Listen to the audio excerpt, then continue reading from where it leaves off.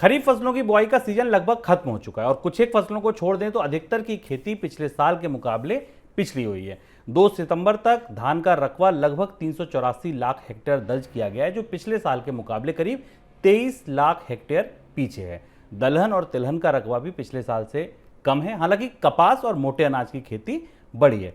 Sir, अगर अब monsoon भी ऑफसेट शुरू हो जाने वाला है, बुआई का सीजन भी अब लगभग किनारे पर आ गया है, आपको क्या लगता है अगर हम इंपोर्ट के नज़रिए से देखें, अगर पैदावार कम होगी तो इंपोर्ट का दबाव कौन कौन सी फसलों पर बनता देख रहे हैं आप?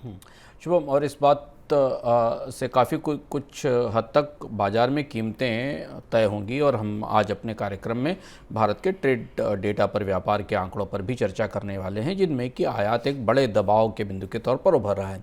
खरीफ की फसलों में जैसे जैसे धीमे धीमे मानसून अपने उतार पर है और मौसम विभाग के आंकड़ों के हिसाब से हालांकि सामान्य से अधिक वर्षा की उम्मीद है सितंबर के महीने में, लेकिन वो वर्षा नुकसानदेह होगी मुख्य रूप से फसलों के लिए, क्योंकि बुवाई हो चुकी है और बाढ़ की संभावना है। इस बीच में 2 महत्वपूर्ण ऐसी फसलें हैं जिनको लेकर इंपोर्ट का दबाव बनता दिख रहा है। उसमें एक महत्वपूर्ण फसल दालों की है।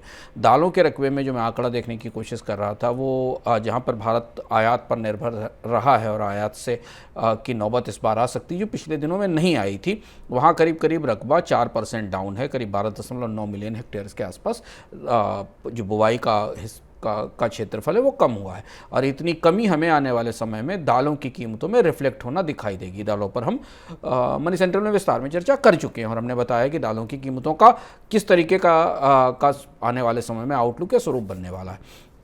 दूसरी बड़ी चुनौती तिलहन को लेकर आने वाली है। लगातार भारत खाने वाले तेल की महंगाई झेल रहा है।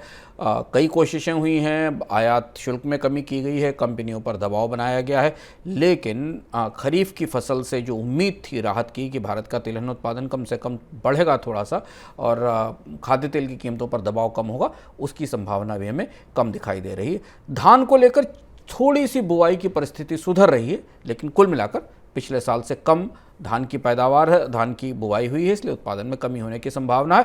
तो अब महंगाई की और आयात की दृष्टि से अगर आप भारत के खाद्य बाजार को उतरते मानसून की रोशनी में देखें तो हमें दिखाई देता है कि कीमतों में कमी की कोई गुंजाइश आने वाले समय में खाद्य उत्पादों में कीमतों में कमी को कोई गुंजाइश नहीं दिख रही है। महंगाई, खाद्य उत्पादों की महंगाई के तौर पर 2 दबाव के बिंदु हैं, दाल और खाने वाला तेल।